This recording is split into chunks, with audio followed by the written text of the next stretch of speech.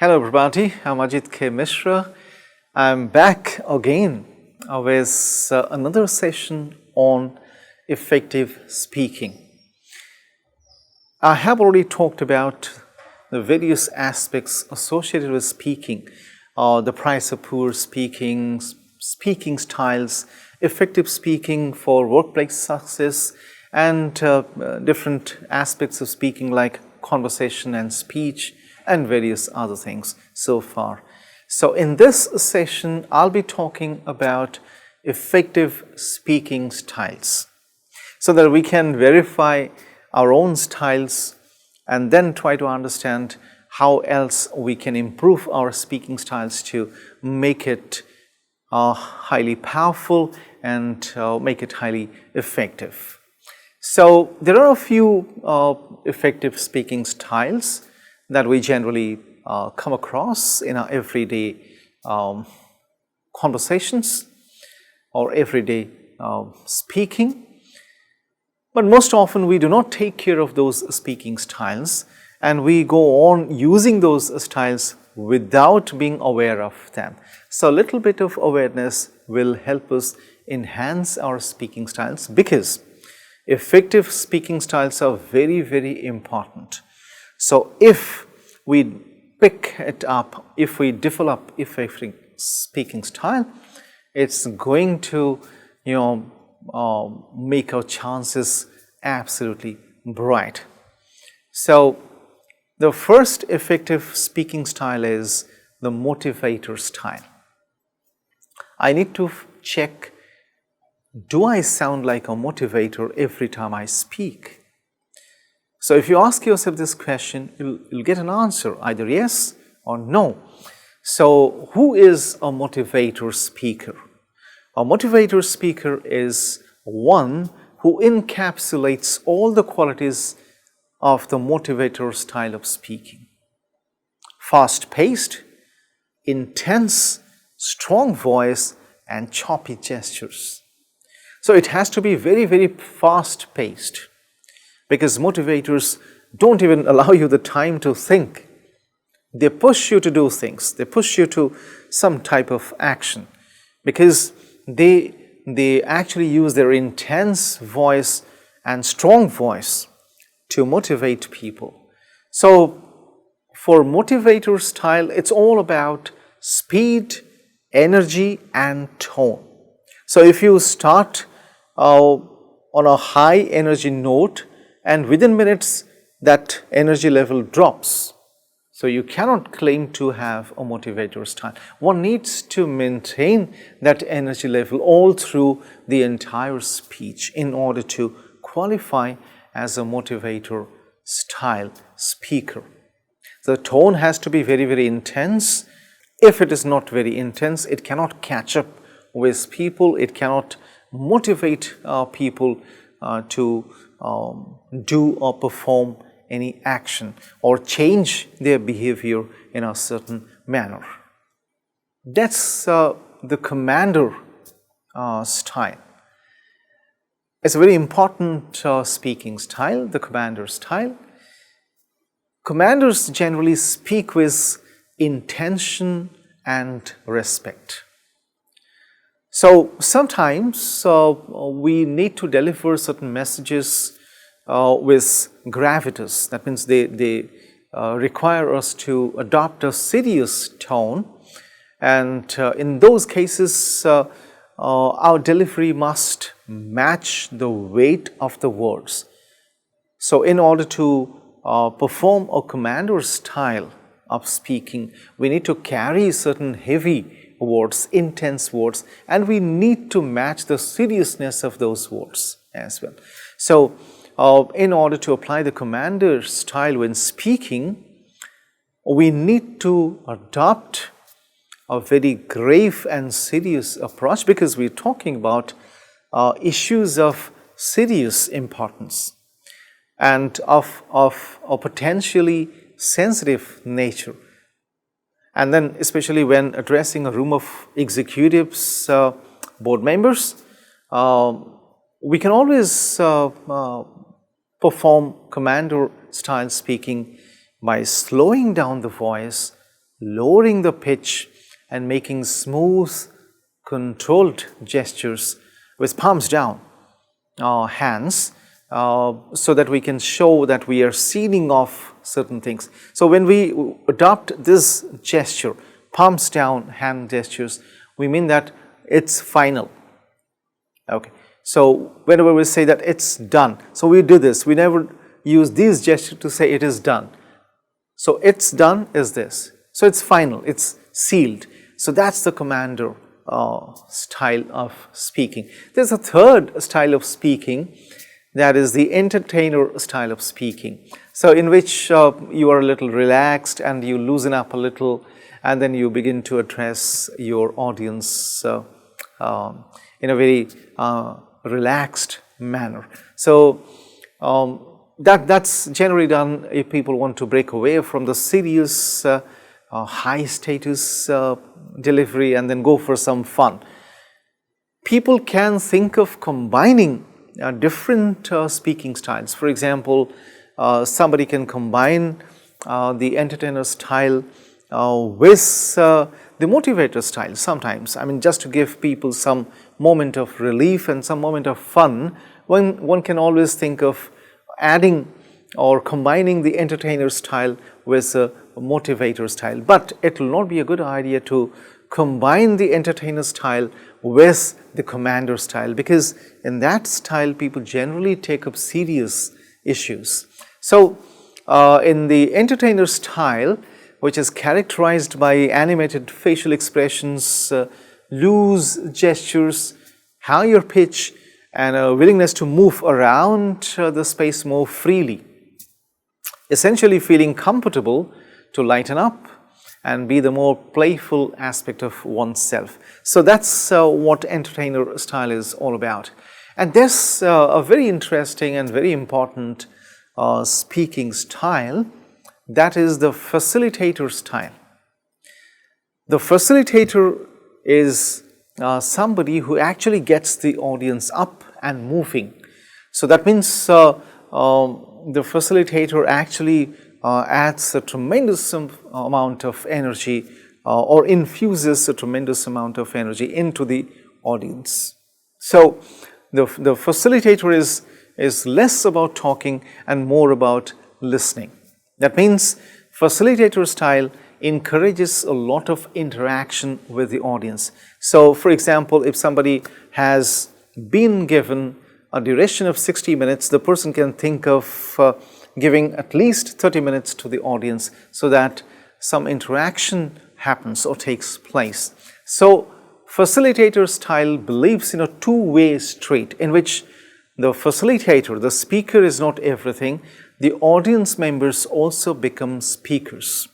So that actually leads to some kind of collaborative and cooperative meaning making.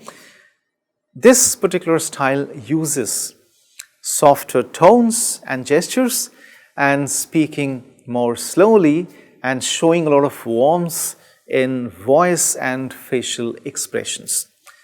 So these are the four most important speaking styles, and then we can also verify what kind of speaking style we have been practicing, and then think of either adopting any one of these speaking styles, or we might also think of combining these speaking styles to get a better speaking style for ourselves.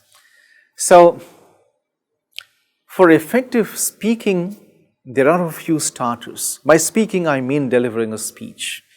When we deliver a formal speech in front of an audience, there are a few very effective starters or starting points that we can think of.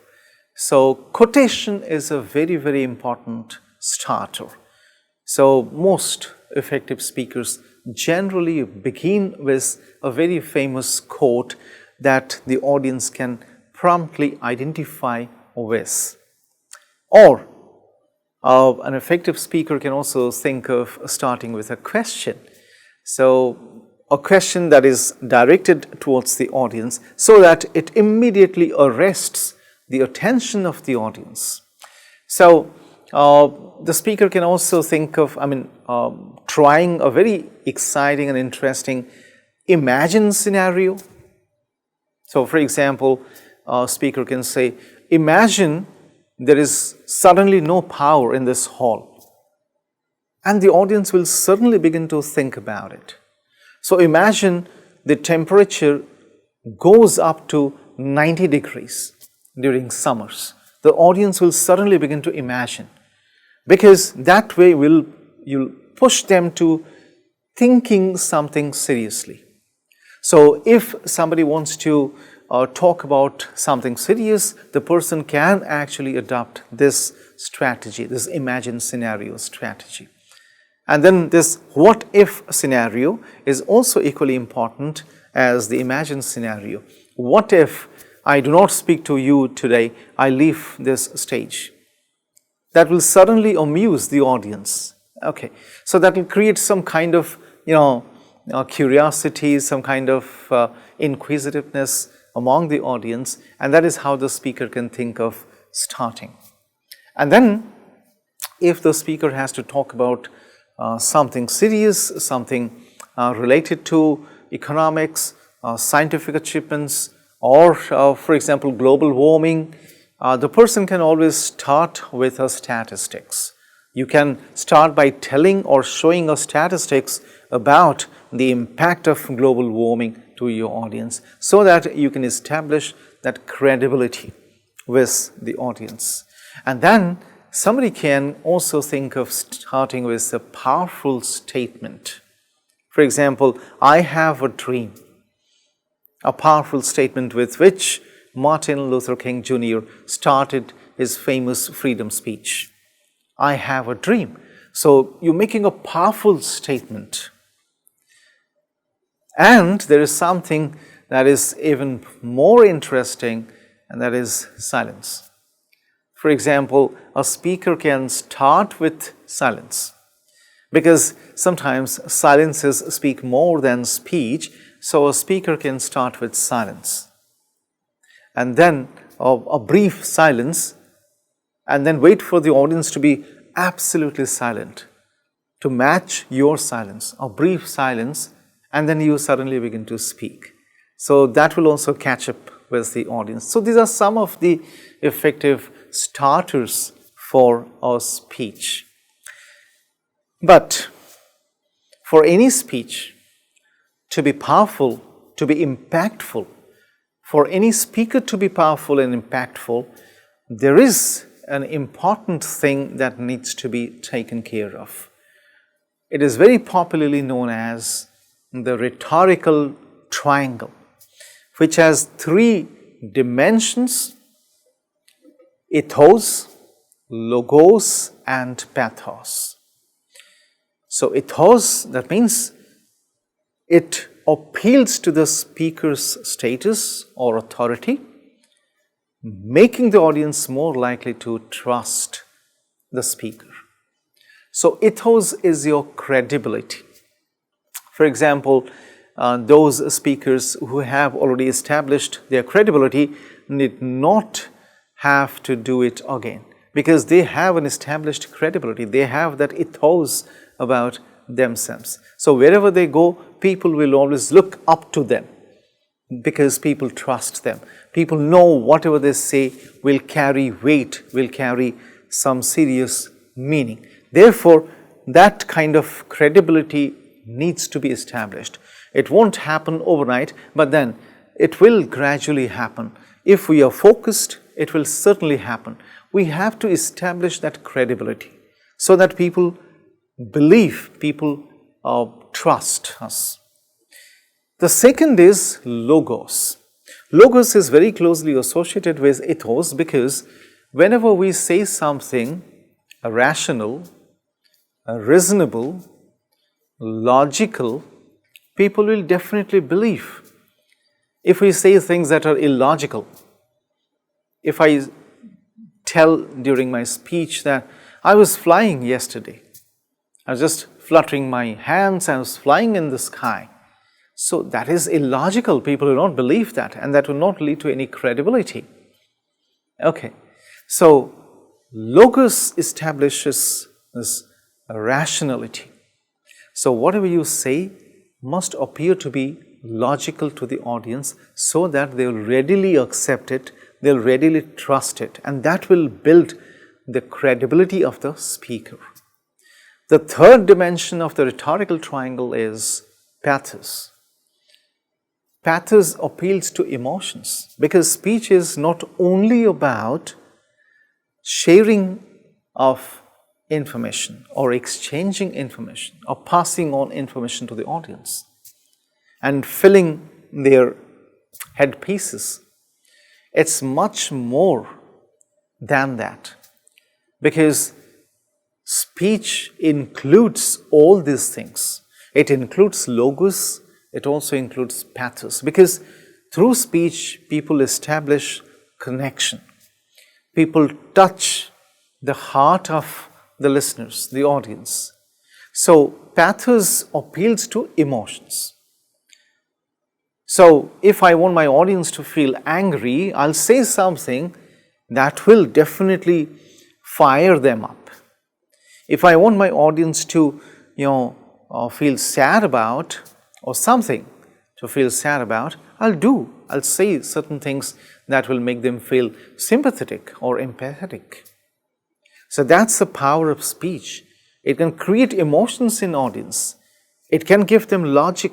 It can give them rationality. It can also establish credibility. So we need to understand these properties of speech so that we begin to practice effective speaking. We begin to establish credibility with our audience, with our listeners. So that's all for this session. I'm sure you have taken note of the things that I talked about during this session, and you are going to explore, you're going to integrate these things into your everyday speaking strategies and win success for yourselves. So thank you for joining me. For now, it's bye-bye.